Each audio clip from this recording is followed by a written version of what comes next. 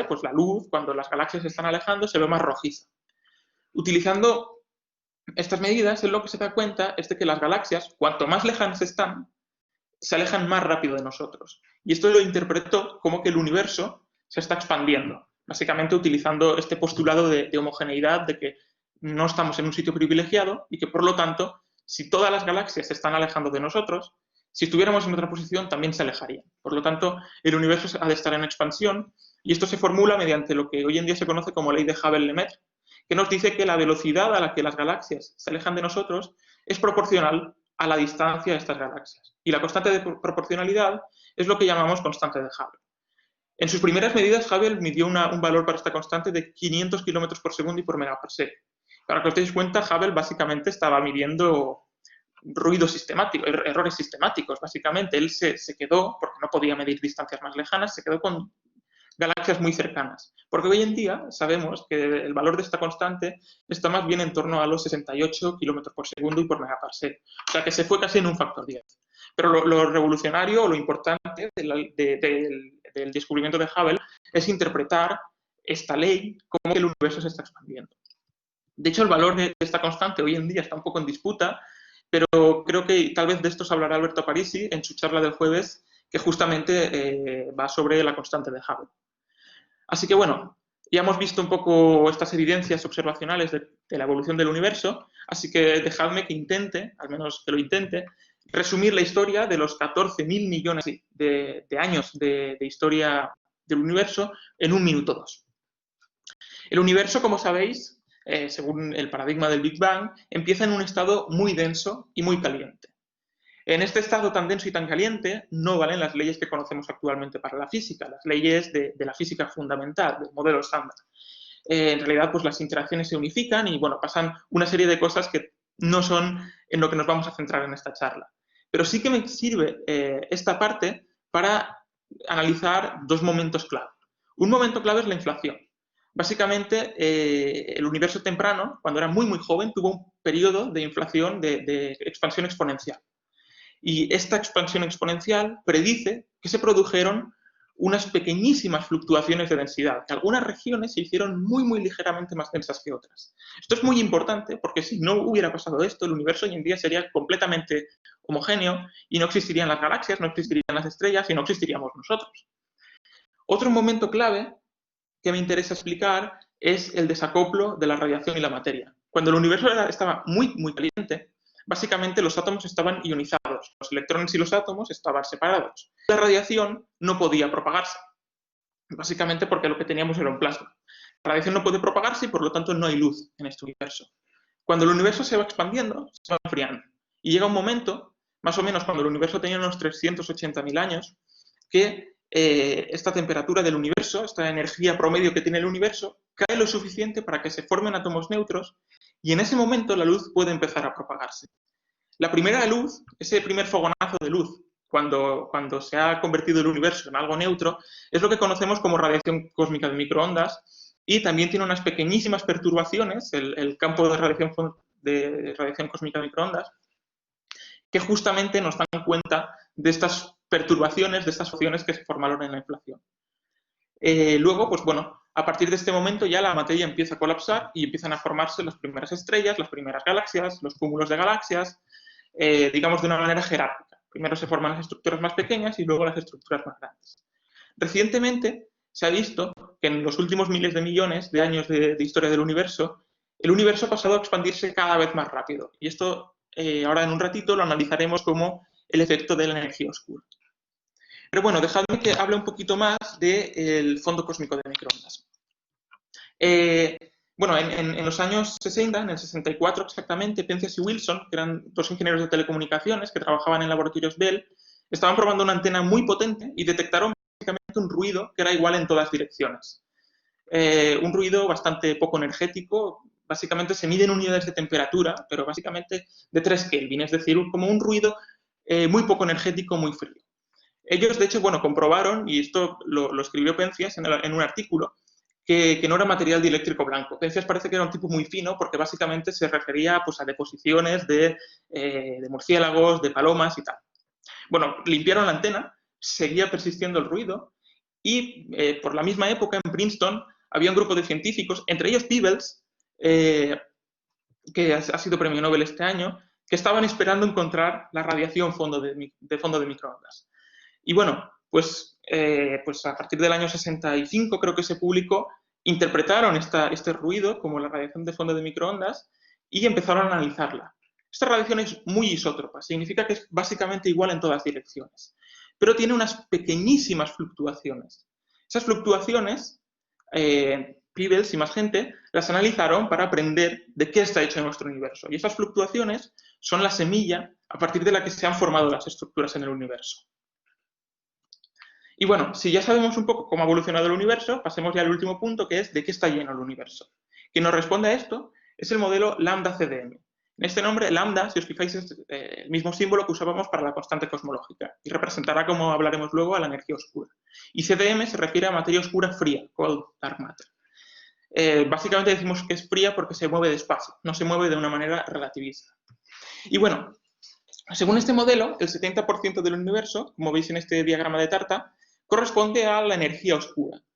A nivel fundamental no tenemos ni idea de qué es la energía oscura, pero necesitamos que esté ahí porque necesitamos que actúe como esa constante cosmológica que habíamos puesto antes para que se expanda el universo de una manera acelerada. Es decir, no en el sentido original que le dio Einstein, pero para que se expanda de una manera acelerada el universo.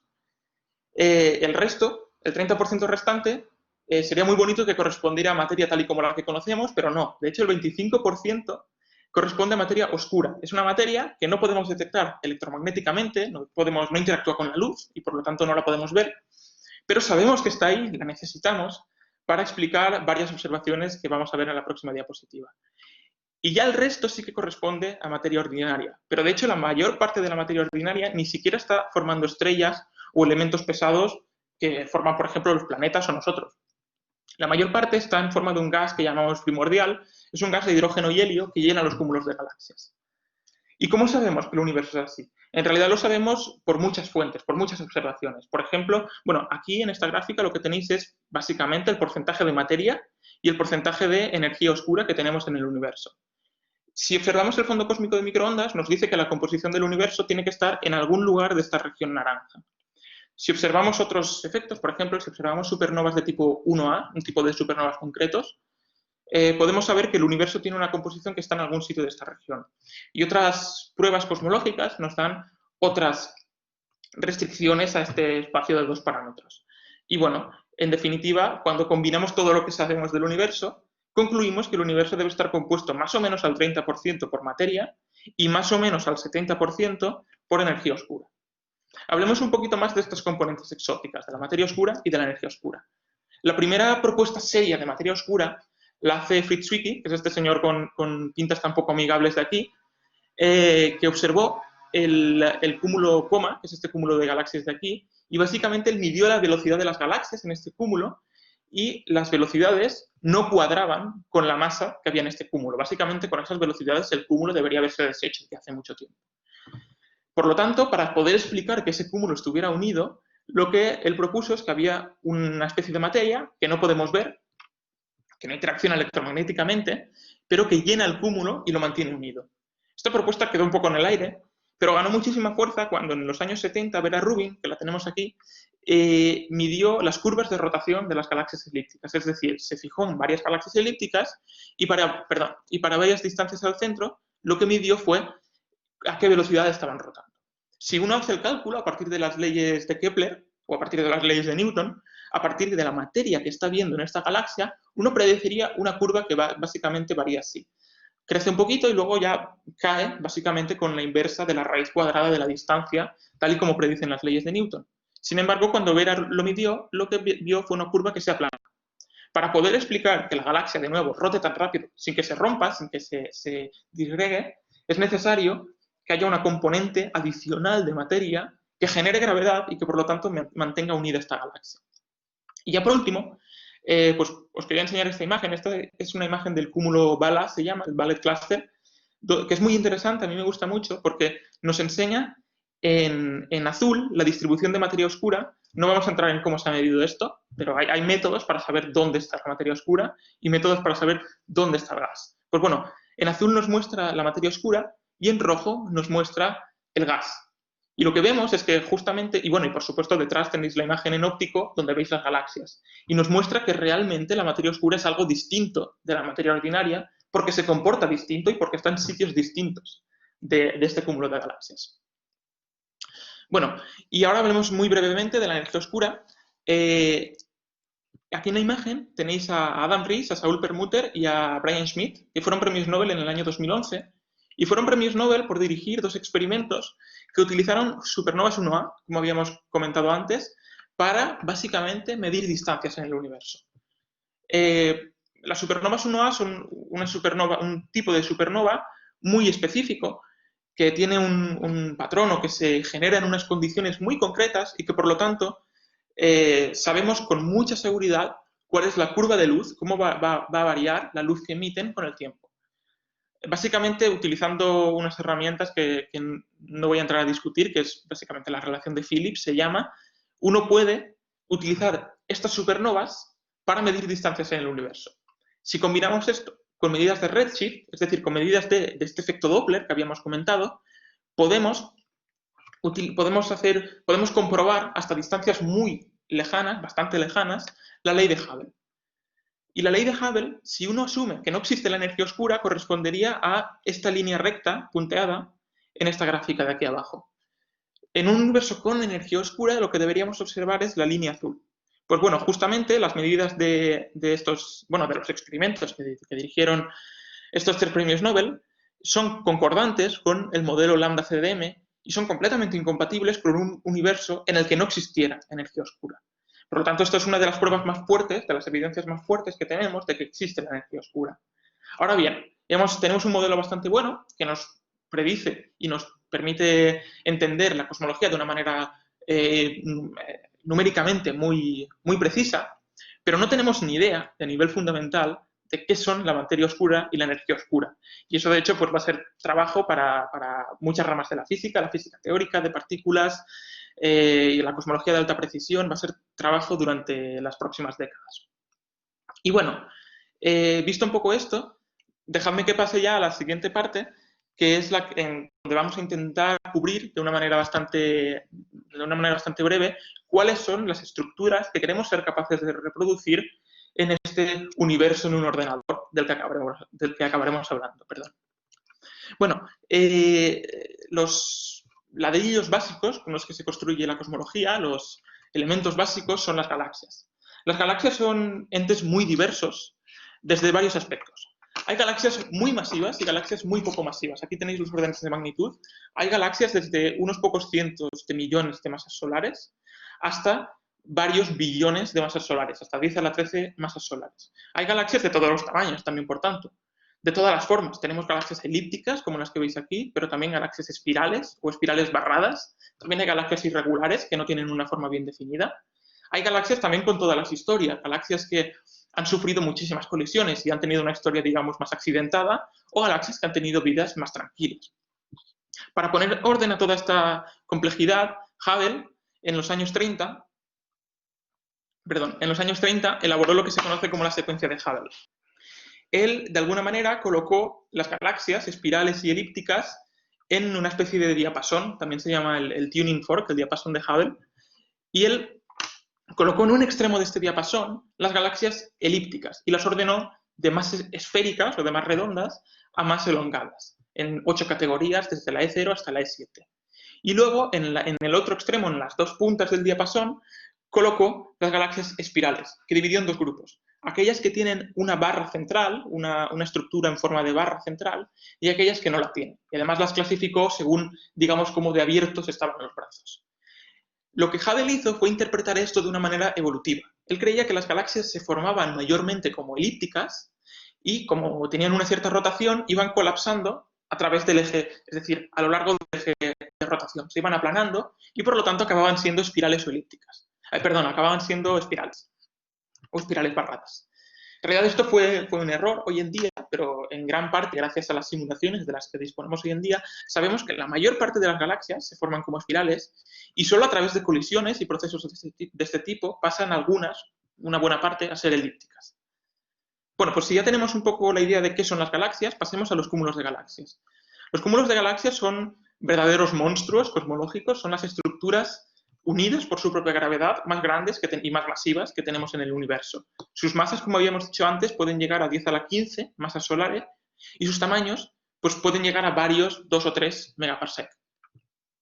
Son objetos muy interesantes desde el punto de vista cosmológico y astrofísico porque por una parte, al ser estructuras tan grandes, son objetos cosmológicos, digamos, de pleno derecho. Nos permiten aprender un montón sobre la cosmología. Por ejemplo, la distribución de cúmulos de galaxias, tan solo su distribución en el espacio, nos permite obtener o conocer o de alguna manera restringir cuáles son los parámetros cosmológicos. Pero a la vez, al ser tan grandes y al ser tan masivos y tener un pozo gravitacional, de potencial gravitatorio tan grande, son de alguna manera como cajas cerradas donde podemos poner a prueba nuestros modelos de formación de galaxias y de muchos escenarios astrofísicos que pueden ser relevantes estudiar y que pueden estudiarse muy bien en cúmulos de galaxias. Además, son objetos que se pueden observar básicamente en todo el espectro electromagnético. Se pueden observar, por ejemplo, en rayos X, por básicamente la radiación de frenado que emiten los electrones. Se pueden observar, por supuesto, en el óptico, la luz que emiten las galaxias, pero también se observan en el óptico por la distorsión que producen, por efecto de lente gravitatoria, por la distorsión que producen en las galaxias más lejanas. Y también se pueden observar en microondas y en radio, básicamente mediante un efecto que se llama el efecto Sunyaev-Zeldovic, que, long story short, lo que significa es que los fotones del fondo cósmico de microondas, cuando interaccionan con los electrones que hay en el cúmulo, básicamente se desplazan a otras energías y por lo tanto de alguna manera los cúmulos le roban energía al fondo cósmico de microondas. Y bueno, ya por último, si nos vamos a escalas todavía mayores, lo que vemos es lo que llamamos la estructura a gran escala del universo. Y aquí os quiero enseñar dos imágenes. Esta imagen es de una simulación que se llama Millennium, es una simulación solo con materia oscura, y esto sí que son observaciones reales. Y utilizo estas dos imágenes para convenceros, tal y como habíamos propuesto antes, de que el universo, a sus escalas más grandes, cuando estamos considerando ya escalas mayores de cientos de megaparsec, es homogéneo y es isótropo. La homogeneidad la vemos, por ejemplo, de la imagen de esta simulación, de la simulación Millennium. El alto de esta imagen, si no me equivoco, corresponde a 500 megaparsec, y lo que vemos es básicamente lo que se conoce como la telaraña cósmica. Pero lo que quiero que os fijéis es que casi que nos da igual ponernos aquí o que aquí, porque en promedio parece que el universo es bastante, entre comillas, monótono. Es casi lo mismo en todas partes. Y por otro lado, estas imágenes del survey, es decir, del muestreo de galaxias 2D Field, lo que me sirve es para enseñaros que miremos donde miremos, básicamente, aquí lo que tenéis que está medido en horas es en realidad la dirección en el cielo. Estamos mirando a varias direcciones en el cielo y en el eje, digamos, radial, lo que tendríamos sería la distancia. Cuando nos alejamos lo suficiente, parece que el universo es una cosa también, de nuevo, bastante monótona, mirando en la dirección en la que miremos. Y para que os deis cuenta de las escalas que están jugando aquí, aquí, no sé si veis el cuadradito este, que está hecho aquí con zoom. Este cuadradito tan pequeño corresponde a un cúmulo de galaxias entero. Y cada puntito en este cúmulo de galaxias corresponde a una galaxia. Y una galaxia, como habíamos dicho, puede tener del orden de cientos de miles de millones de estrellas. Por lo tanto, estamos hablando de escalas realmente enormes. Lo que tenemos aquí, de hecho, son 2.000 millones de años luz, es decir, más o menos casi un gigaparsec. Es decir, estamos hablando ya de escalas cosmológicas para ser capaces de ver que el universo es homogéneo y es isótropo. Pero bueno, dicho esto, y la duda que planteo para lo que queda de charla es cómo se forman las estructuras. Es decir, cómo pasamos de este campo aquí de fluctuaciones de temperatura, que en realidad corresponden también a fluctuaciones de densidad, en el momento en el que se produjo el fondo cósmico de microondas, es decir, cuando el universo tenía unos 300.000 años, ¿cómo pasamos desde aquí hasta esta gran diversidad de estructuras, de galaxias, de cúmulos, de estructura a gran escala que observamos en el universo? Bueno, pues efectivamente la respuesta es lo que da título a esta charla. La respuesta va a ser la cosmología computacional. Entonces, para cubrir este tema de la cosmología computacional en los 15 minutitos que me quedan, vamos a dividirlo en dos partes. Por una parte vamos a ver cómo hacemos para que un ordenador nos calcule la evolución de estas estructuras y luego pues trataremos de describir algún resultado. Bueno, en primer lugar, veamos cuáles son los ingredientes que tenemos que meter en nuestro ordenador para que sea capaz de modelizar la formación de estructuras en el universo. Por supuesto, el primer ingrediente es física. Hay que añadir muchísima física. Hemos de ser capaces de describir estas condiciones iniciales, es decir, describir estas fluctuaciones de densidad de una manera muy precisa.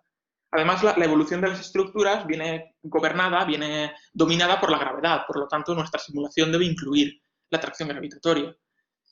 Además, también habíamos dicho que la materia que conocemos, aunque es una parte muy pequeñita, en realidad es el 5% de la energía en el universo, es la componente que observamos. Por lo tanto, tenemos que ser capaces de describirla muy bien si queremos comparar con observaciones. Por lo tanto, hemos de añadir mucha hidrodinámica y termodinámica para ser capaces de describir los intercambios energéticos en este gas que constituye la mayor parte de la materia en el universo, de la materia ordinaria en el universo. Y muchísima más física. Necesitamos física estadística para describir cómo se comportan las distintas especies en el universo, física atómica para ver los procesos de intercambio energético de este gas, procesos astrofísicos como formación estelar, supernovas, acreción, agujeros negros supermasivos, un montón de física que hay que incluir en las simulaciones. El siguiente ingrediente es código, por supuesto, programación. Los códigos que ejecutan las simulaciones cosmológicas son códigos que se ejecutan en paralelo en superordenadores como este, que es el Mare Nostrum, es el superordenador más potente que hay en España y uno de los más potentes del mundo. Además, son códigos que su escritura lleva, o sea, estos códigos tienen decenas de miles de líneas y son códigos, como hemos dicho, que tardan meses a ejecutarse en ordenadores tan potentes como este. Y bueno, el resultado de las simulaciones no son imágenes como las que hemos visto antes, sino que son cientos de gigabytes o terabytes y terabytes de datos que llamamos crudos. Son datos que hay que procesar con códigos también muy complejos para, por ejemplo, encontrar las estructuras en estas simulaciones o, por ejemplo, encontrar o generar observaciones como las que hemos visto antes. Los algoritmos de postprocesado también son muy complejos y también son algoritmos que demandan muchísima capacidad de computación. Vamos a ver ahora, muy brevemente, cómo modelizamos tanto la materia oscura como la materia ordinaria. La materia oscura tiene una ventaja para modelizarla, y es que es no colisional, es decir, no siente presión. Básicamente, lo único que siente la materia oscura es la gravedad. Por lo tanto, históricamente, y también en la actualidad, se ha metido en las simulaciones como lo que se llaman simulaciones n-body. Básicamente, metemos un número n de partículas, donde n es un número muy, muy grande, de partículas que muestrean esa evolución de materia oscura. Y estas partículas evolucionan con unas leyes muy parecidas a las leyes de Newton, que ya conocéis. Una cosa curiosa es que, bueno, no sé si os suena la ley de Moore. La ley de Moore dice que, en su formulación más habitual, dice que el número de transistores en un procesador se duplica más o menos cada 16, cada 18 meses. Depende de dónde lo veáis. Esto significa que la capacidad de procesamiento de los ordenadores también se duplica cada más o menos año y medio.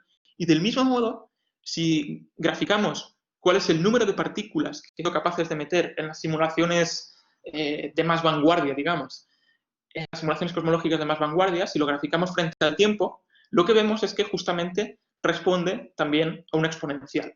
Si las primeras simulaciones en los años 40 tenían unas 100 partículas de materia oscura, en los años 60 simulaciones como las de Peebles tenían del orden de 1000 partículas de materia oscura, hoy en día somos capaces de meter casi ya 1 billón de partículas de materia oscura en las simulaciones. Con lo cual nuestra descripción es mucho más precisa. Y bueno, para la materia ordinaria, aunque parezca contradictorio, porque es la única componente que podemos ver, es muchísimo más complicada de modelizar en un ordenador. Y eso es porque es una componente que llamamos colisional. Es un gas, por lo tanto, sufre presión y sufre fenómenos hidrodinámicos muy complejos. Por ejemplo, fenómenos que sonarán de otros ámbitos muy diversos. Por ejemplo, de la aeronáutica también. Sufren ondas de choque, sufre turbulencia, sufren muchísimos fenómenos que son muy complicados de modelizar. Pero como hemos dicho antes, es muy importante modelizarlos adecuadamente porque es la única componente que podemos observar. Y por lo tanto, si queremos comparar con observaciones, necesitamos ser muy precisos en la descripción de esta componente. Además, aparte de hidrodinámica, hay que añadir, como habíamos dicho antes, mucha física adicional, como por ejemplo formación de estrellas, explosiones de supernova, enriquecimiento en metales del medio, porque sabéis que las estrellas queman hidrógeno y helio, bueno, fundamentalmente hidrógeno, para formar helio, y luego queman helio para formar metales más pesados. Por lo tanto, hemos de añadir también esto. Hay procesos de radiación, hay procesos, como habíamos dicho, de que agujeros negros supermasivos se tragan materia y sueltan energía. Por lo tanto, hay una fenomenología muy diversa que hay que introducir en estas simulaciones. Y ya por último, en el tiempo que me queda, para enseñar algunos resultados, primero os quiero enseñar un resultado en vídeo, digamos, una renderización de volumen de los resultados de un volumen pequeñito de la simulación Illustris. Esta es una simulación bastante moderna que se realizó con un código que se llama Arepo y es muy interesante porque, bueno, básicamente incluía, digamos, del orden de 10.000 millones de partículas de materia oscura y lo que vamos a ver es una cajita de 10 megaparsec de tamaño. Entonces, bueno, le damos ya para que veáis la cajita. Lo que vais a tener en estos 4 paneles, ahora cuando le demos al play, va a ser la evolución de la densidad de estrellas, la densidad del gas, la temperatura del gas y la metalicidad, que básicamente es como la densidad de los metales. Entonces, bueno, le hemos dado ya a evolucionar, hemos empezado la simulación cuando el universo es muy, muy joven y lo que tenemos es que poco a poco el gas, que inicialmente era muy homogéneo, va colapsando y va formando unos filamentos. En algunas regiones donde la densidad del gas es muy grande y donde la temperatura es suficientemente baja para que ese gas pueda ir condensando y pueda ir colapsando, van formándose estrellas y ya desde tiempos bastante antiguos, ahora mismo el universo puede tener unos 2.000 millones de años más o menos, es decir, es bastante joven todavía, desde tiempos muy antiguos, como decía, se van formando ya galaxias. Estas galaxias van interactuando, van interactuando por su propia gravedad y van colisionando y van de alguna manera definiendo lo que ya a tiempos más tardíos serán los cúmulos de galaxias. Y estas galaxias están formadas, bueno, por supuesto por gas, por materia oscura y también por estrellas. Las estrellas tienen, como habíamos dicho, el efecto de que enriquecen en metales el medio. Y estáis viendo que poco a poco, allá donde hay galaxias, se van creando metales. Estos metales, poco a poco, van a ir esparciéndose por todo el medio interestelar, intergaláctico en realidad, y estáis viendo aquí fenómenos energéticos también muy diversos. Por ejemplo, estáis viendo alguna especie de como explosiones. Esto en realidad son en general ondas de choque que pueden generarse por varios fenómenos, por ejemplo, por la inyección de energía de la materia cuando caen agujeros negros supermasivos o por otros muchos fenómenos, también por el movimiento de las galaxias, en el gas. Y estos choques tienen una importancia crucial en cosmología, porque como veis, lo que están haciendo es esparcir la energía, esparcir el calor, termalizar, que llamamos, todo el medio cósmico, repartir la energía y también repartir los metales. Aquí ya estáis viendo que se han formado de alguna manera un pequeño cúmulo de galaxias por aquí, otro pequeño cúmulo de galaxias por aquí. También se ve aquí su correspondiente componente de gas. Y bueno, de alguna manera, lo que os he querido comentar es un poco el state of the art, un poco todo lo que os he comentado son temas en los que se está investigando activamente, vía simulaciones y también vía observaciones. Pero lo que quiero que os quedéis es que las simulaciones son herramientas cruciales para estudiar cómo evoluciona la materia y cómo evolucionan básicamente las estructuras en el universo. A ver cómo vamos de tiempo. Vale, creo que tendremos tiempo. Bueno, aquí lo que os quiero enseñar es que no solo nos interesan resultados gráficos, sino también resultados analíticos, que se pueden escribir en lápiz y papel. Y uno de ellos es el perfil de Navarro, Frenk y White, que bueno, aquí tenéis a Julio Navarro, a Carlos Frenk y a Simon White de perfil, porque este es el humor que nos gastamos los físicos habitualmente. Y bueno, ellos lo que estudiaron fue la estructura interna de los halos de materia oscura. Es decir, estudiaron cómo varía la densidad con la distancia a los centros de las estructuras de materia oscura que se pueden encontrar en simulaciones. Y lo que encontraron es muy interesante, que es que este perfil es el mismo para todas las escalas. Es decir, es el mismo para las estructuras de materia oscura a escala galáctica, pero también a escala de cúmulos. Y esto que puede parecer un poco baladí, en realidad es uno de los artículos más citados de la historia de la astrofísica y en realidad de la física entera. Entré el otro día a mirarlo y a día de hoy, tiene 23 años el artículo, tiene más de 6.000 citas, lo cual es una verdadera barbaridad. Y ya por último, comentaros que en la Universidad de Valencia también tenemos un grupo que se dedica a la cosmología computacional o que nos dedicamos a la cosmología computacional, si me lo permitís. Y bueno, de hecho tenemos un código cosmológico que se llama Masclet y tenemos toda una serie de herramientas de análisis desarrolladas aquí en la universidad. Como ejemplo, yo lo que os quería enseñar es pues, un trabajo en el que yo he estado involucrado y que, como decía Manuel antes, pues hemos enviado recientemente a una revista. Lo que hemos estudiado nosotros es cómo tragan materia, cómo crecen y especialmente cómo tragan gas los cúmulos de galaxias. Y lo que os estoy enseñando aquí es uno de los objetos mejor resueltos y más masivos de los que hemos estudiado en una simulación. Esto es un renderizado de volumen, es decir, os estoy enseñando de alguna manera gráficamente la distribución de la densidad de gas para este cúmulo. Y ahora os voy a poner una peliculita donde vamos a ver cómo se ha formado ese cúmulo. Básicamente lo que vamos a empezar viendo es el cúmulo cuando era muy joven, vamos a darle una vuelta completa y dejaremos que evolucione. Dejaremos, de alguna manera, os enseñaremos lo que ha calculado la evolución de esta simulación para ver cómo ha ido ese cúmulo tragándose materia. Entonces vamos a empezarla. Como digo, vamos a darle una vuelta entera al cúmulo. Veis que hay como pequeños picos de densidad, pero no hay un cúmulo bien definido aquí, como habíamos visto antes. Y ahora ya está evolucionando.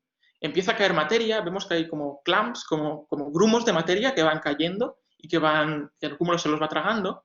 Y además también, pues lo que hemos encontrado, lo que hemos discutido en el trabajo, es que gran parte de la materia está cayendo a través de estos filamentos que veis aquí, de estos filamentos de la estructura a gran escala del universo, que justamente son los filamentos que, por ejemplo, habíamos visto en la imagen de la simulación Millennium. Y bueno, aquí ya hemos llegado al momento actual, donde se ha formado un cúmulo masivo en el centro de este volumen que estamos pintando aquí. Esto es solo como ejemplo un poco gráfico de lo que podemos hacer con simulaciones cosmológicas. Como creo que voy a ir un poco apretado de tiempo, me voy a saltar esta diapositiva, pero solo deciros que, en realidad, yo os he enseñado algunos resultados y os he enseñado un poco la punta del iceberg, pero quedan muchísimos problemas por resolver, tanto teóricos como, por ejemplo, no tenemos ni idea de qué es la materia oscura y la energía oscura, que son el 95% de la energía en el universo.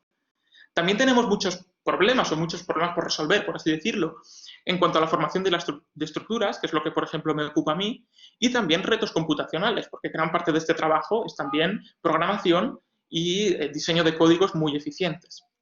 Así que ya para resumir y para acabar, de alguna manera, el mensaje con el que me gustaría que os quedarais después de esta charla es que, por un lado, las simulaciones cosmológicas o la cosmología computacional es una herramienta que es muy útil para generar universos virtuales cuyo objetivo es ser comparados directamente con observaciones reales para, de alguna manera, entender cómo se han formado, cómo han evolucionado las estructuras en el universo. Es un campo muy interdisciplinar porque, por un lado, tenemos que meter física compleja, pero, por otro lado, hay un gran trabajo de técnicas numéricas, de programación, de optimización del código, de análisis de datos, es decir, hay una gran interconexión de muchas disciplinas. Y además que es un campo que está en pleno desarrollo, que tiene mucho futuro y que está siendo y va a ser muy importante para el desarrollo de la cosmología de alta precisión, porque es básicamente la única herramienta que tenemos que nos permite unir de la manera más natural posible la observación y la teoría. Así que creo que esto era un poco todo por mi parte. Muchas gracias y si tenéis cualquier pregunta estaré encantado de contestarla. Moltes gràcies, David, per aquesta fantàstica xerrada. A veure, suposo que entre els 80 participants hi haurà preguntes. Marcos i després Marina. Marcos, por favor. Sí, hola, buen día. Sí, yo quería preguntar, aquello que se dijo en su día, que dijo Stephen Hawking de la relación entre materia oscura y agujeros negros, ¿sigue vigente? Bueno, no sé en concreto a qué te refieres, pero en cuanto a a qué apunte de Stephen Hawking te refieres, pero básicamente, como candidatos a materia oscura, se han propuesto muchas cosas. Entre otros, por ejemplo, se han propuesto agujeros negros primordiales, también se han propuesto enanas marrones, también se han propuesto mil cosas, también se han propuesto partículas elementales que no conozcamos, pero hoy en día no tenemos ni idea. Básicamente, hasta donde yo sé, por ejemplo, las soluciones a la materia oscura con objetos astrofísicos, con agujeros negros primordiales o con enanas marrones, están bastante descartadas desde el punto de vista de que no es razonable la cantidad de agujeros negros que deberíamos tener para explicar la materia oscura, la cantidad de materia oscura que esperamos. Y lo mismo con las enanas marrones también. No sé si eso responde a tu pregunta, más o menos. Sí, de acuerdo. Y de ahí surgía también mi segunda pregunta, que es, si fuera así, si la materia oscura y los agujeros negros primordiales estuvieran relacionados, Sí. ¿La materia bariónica podría ser absorbida en cualquier momento? Pues la verdad que, o sea, no es un tema en el que bueno, por ejemplo, cuando hemos hablado aquí de cómo modelizamos, uy, no sé por qué se ha ido, se ha cerrado la diapositiva. Bueno, voy a solucionarlo mientras te respondo. Eh, básicamente, ¿podría tragarse la materia? O sea, pues no sé cuáles son las particularidades de las interacciones de esta propuesta de materia oscura. Sí que sé que a día de hoy está bastante descartada porque no puede contar o sea, no puede suponer la suficiente masa como la que esperamos para describir la distribución de materia oscura que sí que podemos observar gravitacionalmente. Por lo tanto, digamos que están un poco descartados. Básicamente, las búsquedas de materia oscura, en su enormísima mayoría, están buscando partículas, alguna partícula que sea capaz de explicarlo, pero tampoco se ha encontrado nada por el momento. Propuestas teóricas hay muchísimas, eso sí. Marina tenia... Bueno, Marcos, has acabat? Sí, moltes gràcies. Vale, molt bé. Marina Tomova, perquè n'hi ha dues Marines, tenia una pregunta. L'ha escrita, no sé si no tens micro. Alceu la mà, per favor, per a preguntar, perquè si no és un poc folló. Marina, ¿estás? ¿No? Bueno, llegiré la pregunta del chat, ¿d'acord? Digo, yo tengo una pregunta. En la diapositiva que te has saltado en la primera columna aparecía la simetría bariónica. ¿Eso se refiere al porcentaje de materia y antimateria? No tinc micro. Pobrecito. Molt bé, Marina. Vale, pues un segundo, compartís pantalla. Uy, ahora, y si no, vete en la diapositiva. Compartir aplicación. Vale. Vale, pues sí, efectivamente, Marina, la simetría bariónica se refiere a por qué en los instantes iniciales de la historia del universo se produjo una ligera cantidad superior de materia respecto a la antimateria. Por lo tanto, cuando esto se aniquila en las fases muy, muy tempranas del universo, el universo o sea, tendría menos de 10 a la menos 10 segundos en ese momento, pues quedó una parte residual de materia que es la que nos formó. Esto es un problema a nivel teórico. En realidad, pues de nuevo, para todo lo que hemos discutido aquí de formación de estructuras, no nos preocupa porque nosotros básicamente nos empezamos a preocupar a partir de que se emite la radiación de fondo cósmico de microondas. Pero sí, es un problema que en los sectores más teóricos de la cosmología está abierto y que, bueno, por supuesto hay respuestas teóricas, por ejemplo, no sé si os suenan las condiciones de Zakharov y tal, para que pueda existir, pero es un campo que está en estudio, efectivamente. Molt bé, més preguntes?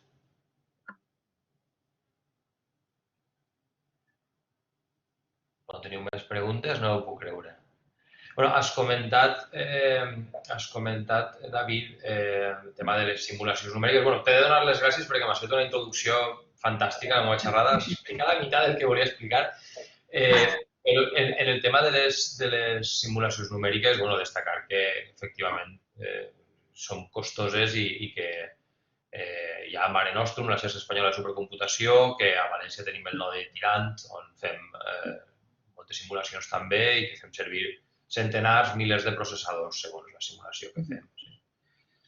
Així que és prou feina i molt interessant. Després, un problema que hi ha per enllaçar en la xerrada del conferenciant que ve després és que bueno, efectivament, en l'evolució dels cúmuls se modelitza l'activitat galàctica, que és un dels processos més importants que passa a nivell galàctic, a través d'injeccions d'energia ad hoc, no? I això és una cosa que és un tema també molt obert en quant a la seva implicació en l'evolució de les galàxies i dels cúmuls.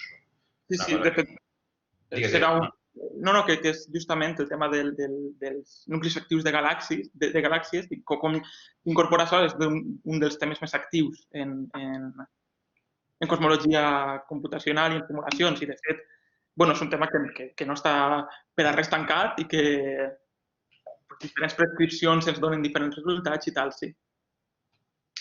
Molt bé, hi ha una altra pregunta. Mira, diu, no tinc micro. Si curses física, per estudiar això, és com una espècie de branca de la carrera o com va la cosa per poder estudiar la part d'astrofísica? Contestes tu, que ho tens més fresc.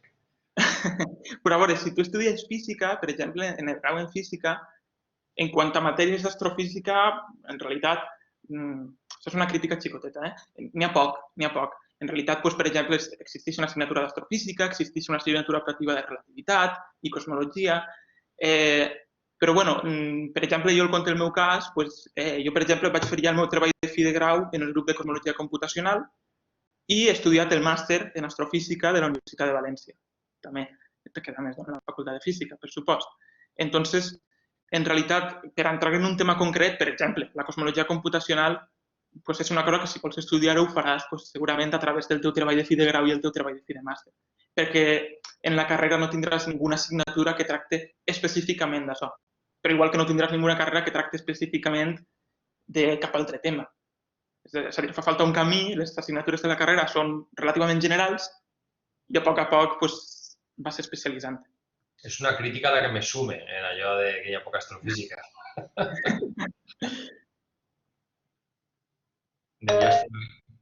Mira, Sergio Sánchez té una pregunta. Sergio. Tens mic... Ah, vale, sí.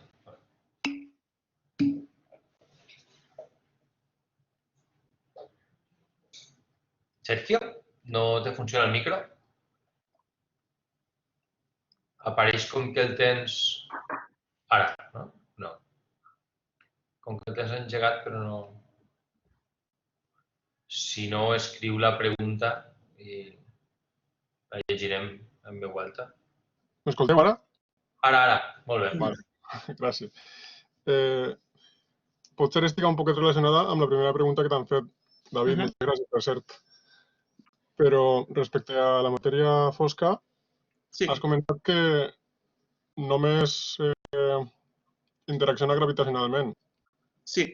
Però tens constància d'altres experiments bueno, te pregunto per experiments en lloc de per teories, com l'altra pregunta, que intenten buscar interaccions d'altre tipus en aquesta matèria desconeguda. Efectivament, o sigui, a escales cosmològiques només ens interessa que interactua gravitacionalment. En realitat, perquè les interaccions del model estàndard, les úniques que són de llarg alcance són la gravitatòria i l'electromagnètica. Electromagnèticament estem molt segurs que no interactua, perquè si no, hauríem de ser capaços de detectar radiació electromagnètica de la matèria fosca.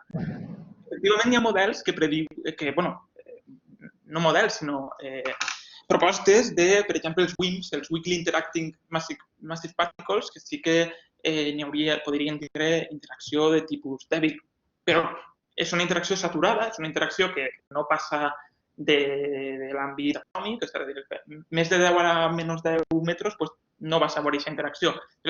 A nivell de la cosmologia a gran escala, de la formació d'estructures, no ens interessa, però efectivament hi ha experiments i, de fet, fins i tot en acceleradors es fan búsquedes, es fan cercs de matèria fosca. Inclús en l'experiment LHC em sona, he llegit. I també n'hi ha experiments que directament estan buscant, per exemple, algun dels WIMPs. Sí que n'hi ha experiments que ho han buscat, però de moment ningú ha reportat haver trobat matèria fosca d'una manera, és a dir, en significància estadística, per així dir-ho. Vale, moltes gràcies. Molt bé. Sí, el Quinteto té una pregunta.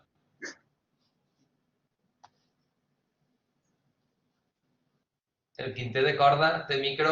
Ara. Hola, sí tenim.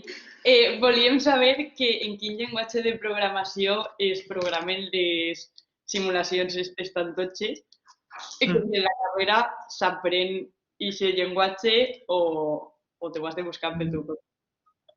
A veure, la veritat, per exemple, el nostre codi cosmològic, Masclet, que l'he esmentat antes, està escrit en Fortran.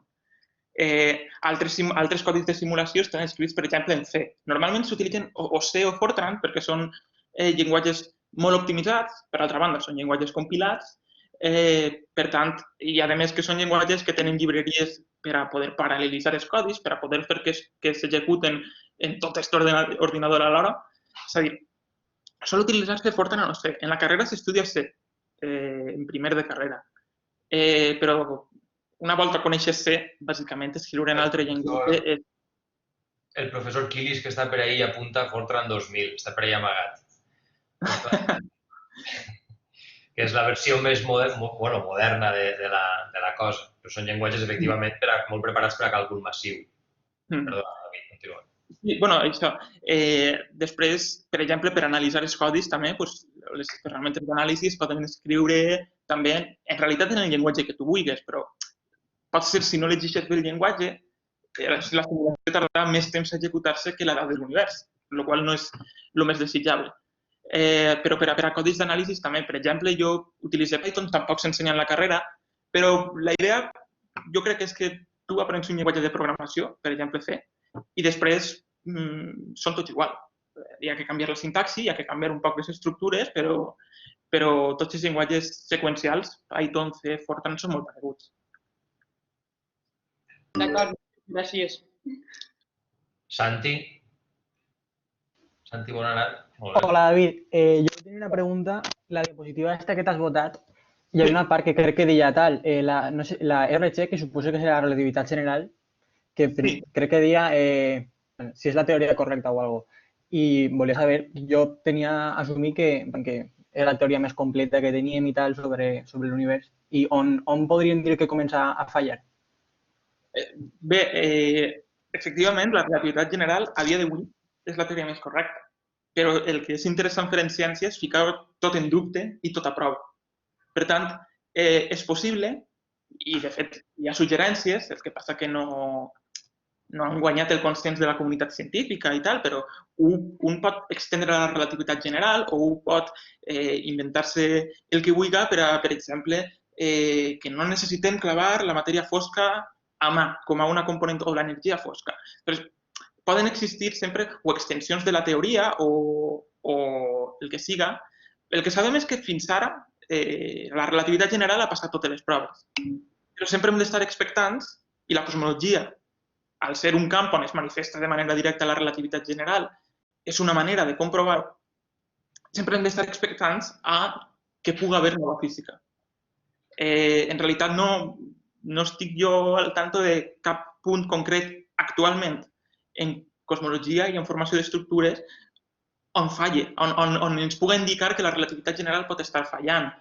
Ni tan sols en cosmologia de l'univers jove, dels primers segons de l'univers. Però sempre hem d'estar expectants a nova física. Molt bé. Ràpidament, Gràcies. Eric, i després una pregunta que ja he prescrit i acabem perquè són les 12 passades ja i hem de continuar. Hola, sí. Yo quería preguntar, ¿se tiene en cuenta cómo afectaría el desarrollo de la computación cuántica al futuro de la cosmología computacional? Bueno, lo de la computación cuántica en realidad es muy prometedor, pero hay que tener en cuenta que los ordenadores cuánticos, en principio, al menos por el momento, están pensados para algoritmos muy específicos. De momento, que yo sepa, en el fondo lo que estamos haciendo aquí es resolver ecuaciones en derivadas parciales y resolver ecuaciones ordinarias también, pero ecuaciones diferenciales. Que yo sepa, no hay todavía está muy lejos, usar ordenadores cuánticos para resolver ecuaciones diferenciales. Por tanto, yo no soy consciente de ninguna aplicación de los ordenadores cuánticos de momento a este tipo de simulaciones. De acuerdo. Muchas gracias. Gràcies, Eric. I l'última pregunta que venía per escrit, si eso funciona, sí.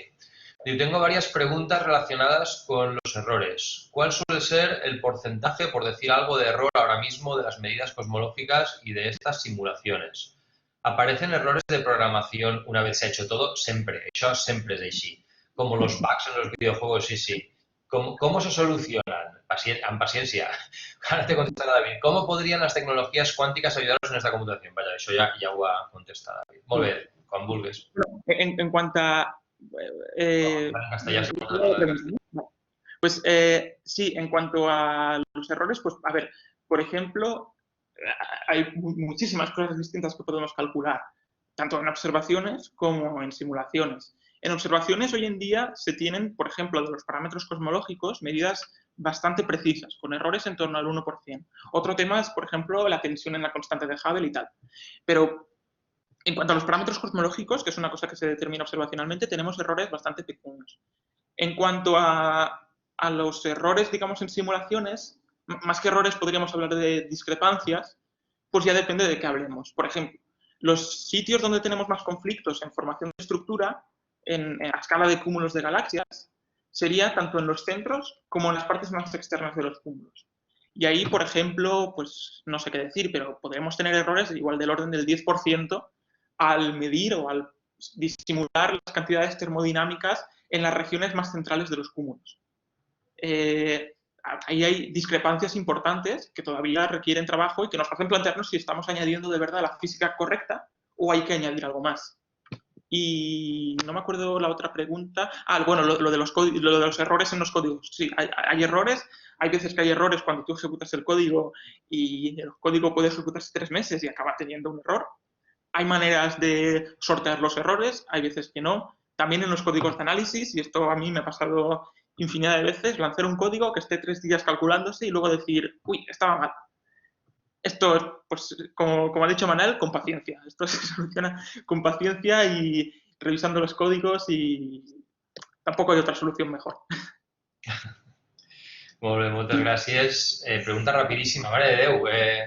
Quant als errors de programació, i Eric Alsalama, no sé si és perquè no la lleva baixada abans o què.